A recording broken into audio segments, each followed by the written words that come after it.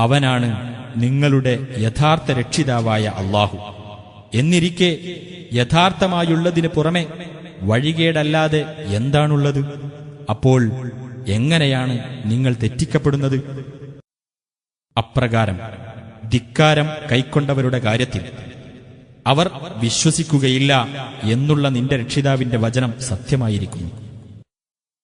നബിയെ പറയുക, സൃഷ്ടി ആദ്യമായി തുടങ്ങുകയും പിന്നെ അത് ആവർത്തിക്കുകയും ചെയ്യുന്ന വല്ലവരും നിങ്ങൾ പങ്കാളികളായി ചേർത്തവരുടെ കൂട്ടത്തിലുണ്ടോ? പറയുക, അല്ലാഹുവാണ് സൃഷ്ടി ആദ്യമായി തുടങ്ങുകയും പിന്നെ അത് ആവർത്തിക്കുകയും ചെയ്യുന്നത്. എന്നിരിക്കെ നിങ്ങൾ എങ്ങനെയാണ് തെറ്റിക്കപ്പെടുന്നത്? നബിയെ പറയുക, സത്യത്തിലേക്ക് വഴികാട്ടുന്ന വല്ലവരും നിങ്ങൾ പങ്കാളികളായി ചേർത്തവരുടെ കൂട്ടത്തിലുണ്ടോ? പറയുക, അല്ലാഹുവത്രേ സത്യത്തിലേക്ക് വഴികാട്ടുന്നത്. ആകയാൽ സത്യത്തിലേക്ക് വഴി കാണിക്കുന്നവനാണോ? അതല്ല ആരെങ്കിലും വഴി കാണിച്ചെങ്കിലല്ലാതെ നേർമാർഗം പ്രാപിക്കാത്തവനാണോ പിന്തുടരാൻ കൂടുതൽ അർഹതയുള്ളവൻ? അപ്പോൾ നിങ്ങൾക്കെന്തുപറ്റി? എങ്ങനെയാണ് നിങ്ങൾ വിധി കൽപ്പിക്കുന്നത്? അവരിൽ അധിക പേരും ഊഹത്തെ മാത്രമാണ് പിന്തുടരുന്നത്. തീർച്ചയായും സത്യത്തിന്റെ സ്ഥാനത്ത് ഊഹം ഒട്ടും പര്യാപ്തമാകുകയില്ല. തീർച്ചയായും അല്ലാഹു അവർ ചെയ്തുകൊണ്ടിരിക്കുന്നതെല്ലാം അറിയുന്നവനാകുന്നു.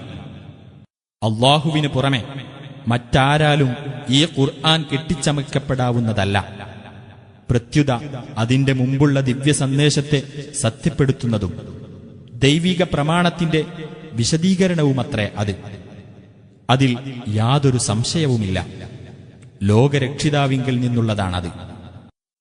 അതല്ല നബി അത് കെട്ടിച്ചമച്ചതാണ് എന്നാണോ അവർ പറയുന്നത്? നബിയെ പറയുക, എന്നാൽ അതിന് തുല്യമായ ഒരു അദ്ധ്യായം നിങ്ങൾ കൊണ്ടുവരൂ. അല്ലാഹുവിന് പുറമെ നിങ്ങൾക്ക് സാധിക്കുന്നവരെയെല്ലാം വിളിച്ചുകൊള്ളുകയും ചെയ്യുക, നിങ്ങൾ സത്യവാൻമാരാണെങ്കിൽ. തീർച്ചയായും അല്ലാഹു മനുഷ്യരോട് ഒട്ടും അനീതി കാണിക്കുന്നില്ല. എങ്കിലും മനുഷ്യർ അവരവരോട് തന്നെ അനീതി കാണിക്കുന്നു. ശ്രദ്ധിക്കുക, തീർച്ചയായും ആകാശങ്ങളിലും ഭൂമിയിലും ഉള്ളതൊക്കെ അല്ലാഹുവിൻ്റേതാകുന്നു. ശ്രദ്ധിക്കുക, തീർച്ചയായും അല്ലാഹുവിന്റെ വാഗ്ദാനം സത്യമാകുന്നു. പക്ഷേ അവരിൽ അധിക പേരും കാര്യം മനസ്സിലാക്കുന്നില്ല.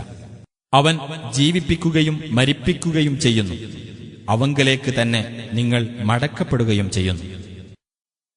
മനുഷ്യരെ, നിങ്ങളുടെ രക്ഷിതാവിങ്കിൽ നിന്നുള്ള സതുപദേശവും മനസ്സുകളിലുള്ള രോഗത്തിന് ശമനവും നിങ്ങൾക്ക് വന്നുകിട്ടിയിരിക്കുന്നു. സത്യവിശ്വാസികൾക്ക് മാർഗദർശനവും കാരുണ്യവും വന്നുകിട്ടിയിരിക്കുന്നു. പറയുക, അല്ലാഹുവിന്റെ അനുഗ്രഹം കൊണ്ടും കാരുണ്യം കൊണ്ടുമാണത്. അതുകൊണ്ട് അവർ സന്തോഷിച്ചുകൊള്ളട്ടെ. അതാണ് അവർ സമ്പാദിച്ചു കൂട്ടിക്കൊണ്ടിരിക്കുന്നതിനേക്കാൾ ഉത്തമമായിട്ടുള്ളത്.